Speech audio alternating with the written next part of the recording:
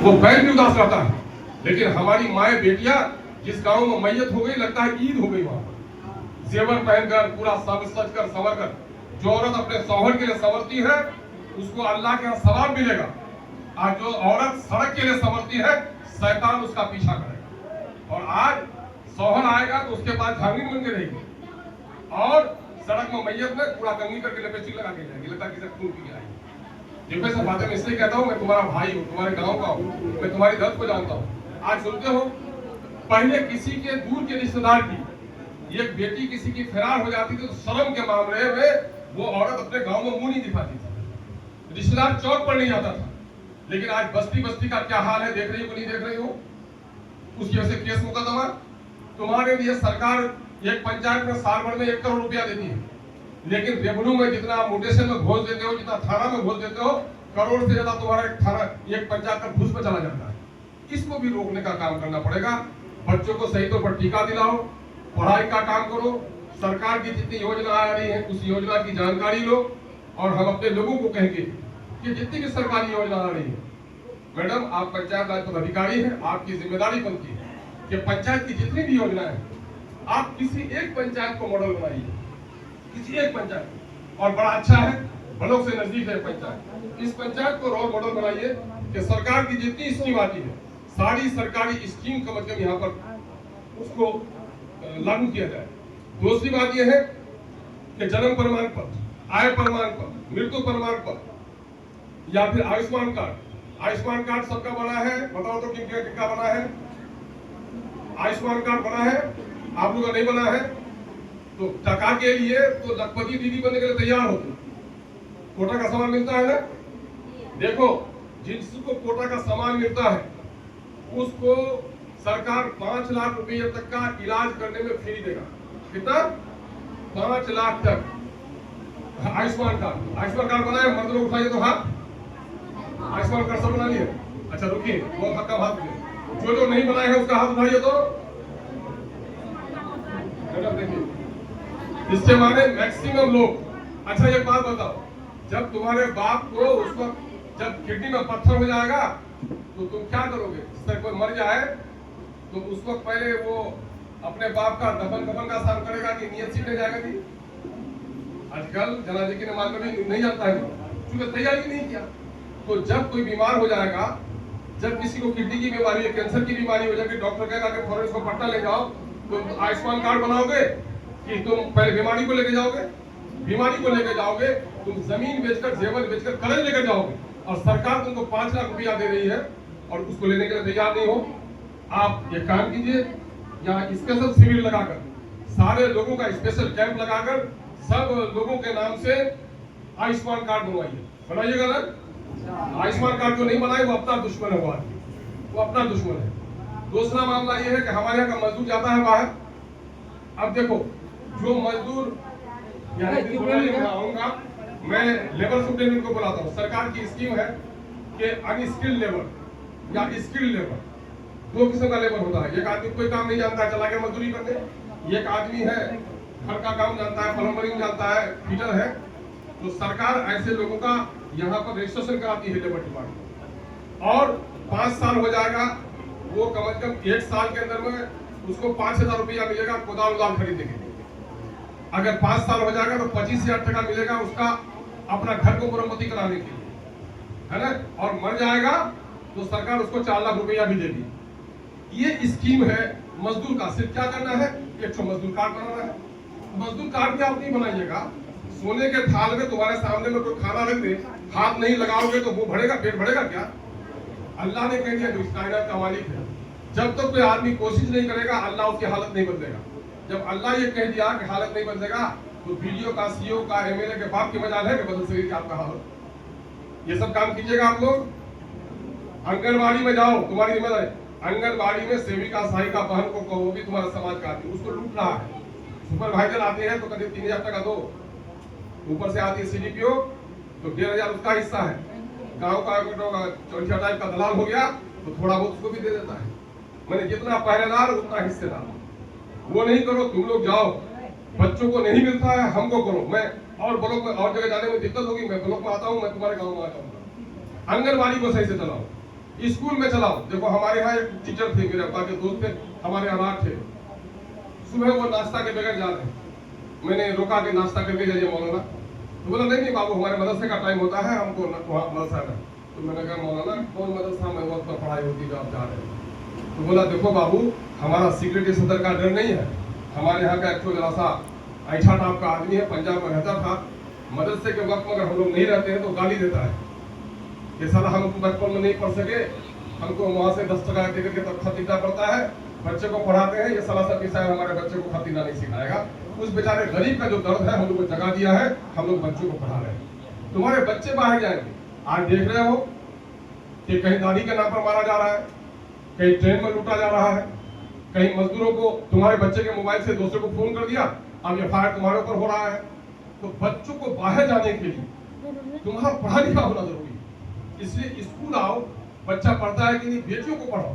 अभी जहां भी जाओगे सब जगह बेटी आगे है। क्लास में हम लोग जाते हैं तो 50 लड़की है तो 30 लड़का है। बेटी हर जगह पढ़ना चाह रही है।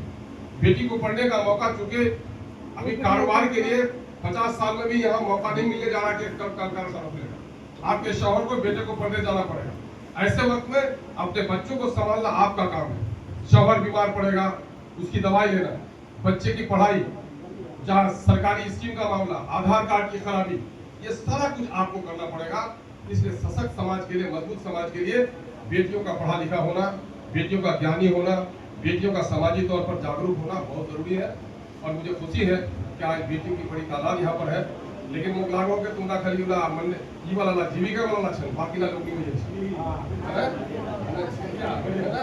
तो नहीं, उन लोगों को भी लेके आओ और उन लोगों को जगाओ, जीविका का और समूह बनाओ।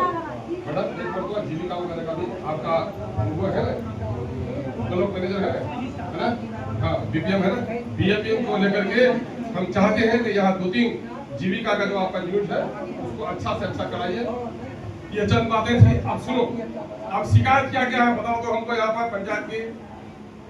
पंचायत में जिन जिन कर्मियों का नाम लिया तो बैठता है मुखिया जी तब से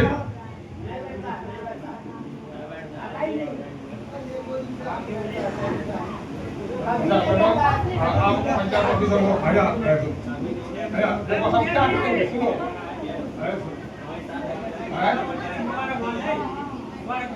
भैया सुनो, क्या नाम हुआ आपका?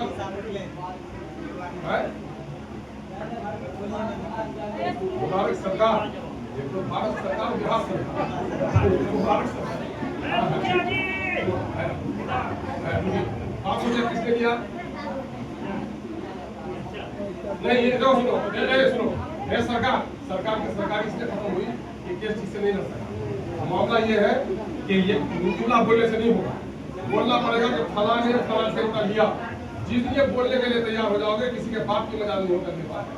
अभी तुमको बता रहे हैं, देखो एक आदमी है वहाँ का, राजीव नाम से है वहाँ का पापा, तुम्हारा ये नालायक जो ये है जेई है, उसने 50,000 रुपया कितना लिया, उसने लिख के मुझको दिया, बोलो जा करके फंसा मत करके 50 रुपया भरपूर का पैसा और अभी उस पर केस चल रहा है। तुम तैयार हो जाओ, तुम्हारा विधायक, तुम्हारा देखो मैं सैलाब का पानी हूँ, भारी भगाओ तो तुम्हारा मोहब्बत करो तो जीतेगा नहीं, लगेगा चार का भारी भगाओ किसी को नहीं पड़ता। मामला ये है, सुनो, हम जब तक है मुझसे काम, तुम्हारा वीडियो को पूछ लो, तुम्हारे थानेदार को पूछ लो, मेरा कोई आदमी 5 पैसा का कमीशन के लिए खड़ा नहीं।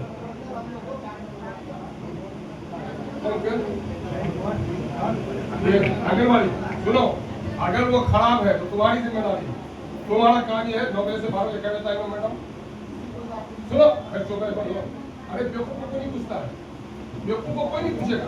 तुम ये काम करो 9 से 12 के दरमियान वहां पर फोटो लो के कितने बच्चे हैं। दूसरी बात यह है कि उनके माता पिता से पूछो कि क्या क्या उन लोगों को मिला, तुम वीडियो करके हमको भेजो, मैं साइन कर देता हूँ। लेकिन ऐसा कहने के मुखिया जी है धमकी देगा, धमकी देते तुम कुछ दिन हो, तुम बोला जिसके ये दुनिया है उन लोगों के लिए जो गर्दन कटाकर इज्जत से जीना चाहता है, जो गर्दन झुका के गुलाम की तरह जीना चाहता है, उसको कभी इज्जत नहीं मिलनी है। किसी के बाप की मजा नहीं जी, आंगनबाड़ी चला रहा तो अपने बाप के पैसे चला रहा है, सरकार की राशि है, तुम्हारे टैक्स का पैसा है, तुम कैसे नहीं लोगे? सड़क बना क्या किसी के बाप को बना रहा है ठेकेदार, तुम्हारे पैसे से बना है, तुम वीडियो गाड़ी बनाओगे। तुम वीडियो बनाना, अगर वीडियो बनाने से रोके तो मुझको खबर करो, सीडीपीओ का नंबर रखो, तुम्हारे पास दारोगा का नंबर होना चाहिए। दारोगा का नंबर कितने लोगों के पास है? अच्छा, बिजली विभाग के जेई का नंबर कितने लोगों के पास है? अच्छा, आया सुनो, सरकार जेई का नंबर कितना है? बच्चा बदमाश करेगा तो अगर बच्चा का बदमाशी नहीं सुनता तो उसका अब्बा है कि नहीं जी? उसके बाप को कहोगे ना। तो छोटा पदाधिकारी नहीं सुनता तो ऊपर है नहीं है, यही का नंबर है? सुनो ना पहले कितना कॉल किया हो तुम लोगों को। एक काम करो, ये सिखा देते हैं हम, एक एप्लीकेशन लिखो। एप्लीकेशन दारोगा अगर एफआईआर नहीं ले रहा है, वो एप्लीकेशन लिखकर उसको दे दो और एफआईआर उसको फौरन व्हाट्सएप कर दो, ताकि तुम्हारा टाइम तय होगा कि ऐप बजे व्हाट्सएप किया है, नहीं होगा तो कार्रवाई होगी। तुम्हारा मामला ये है कि अगर नहीं सुनता है जेई, तुम दरखास्त लिख करके एग्जीक्यूटिव को मैसेज कर दो या फिर व्हाट्सएप कर दो। अरे आज का सिस्टम बहुत कुछ आ गया है यार, है ना। आज देख रहे हो कि जो आदमी मर जाता है, महीना दिन के बाद लाश उठा के बता देता है कि वो फांसी लेके मरा था, कि कोई मर्डर किया था, कि गोली चला था, कि जहर खा कर बाल दवाई देता। इसलिए लड़ना नहीं छोड़ोगे। हमारे यहाँ जितनी भी है आज, उसकी वजह यह है वो लोग ज्यादा लोग बुद्धू है, ये लोग पैसा दे देगा, गवाही नहीं देगा, इसलिए तुमको लूट रहा है ना। इसलिए लड़ना सीखो, तो लड़ना सीखेगा। वो सब गप करने हम नहीं आए, चलो वो 2-3 साल नहीं तो आए। जल्लन क्यों नहीं चल रहा है मैडम, देखिए जल्लन क्यों नहीं लिखा है, कौन सा 4 नंबर वार्ड? अच्छा सुनो सुनो बाबू, आप लोग ये काम करो, मुझको यकीन दिलाओ कि जो तुम्हारी शिकायत होगी, वीडियो सीओ एनटीओ तुम्हारा कोई रिश्तेदार नहीं है कि फूफा को खून किए आज नहीं तो कल मेरी सुन लेगा, खालू को खून किया, मामू को, भाई को नहीं। सुनिए मेरी बात, सुनिए पहले पहले सुन लीजिए। आपसे गुजारिश है, आपसे सोफी साहब सुनिए,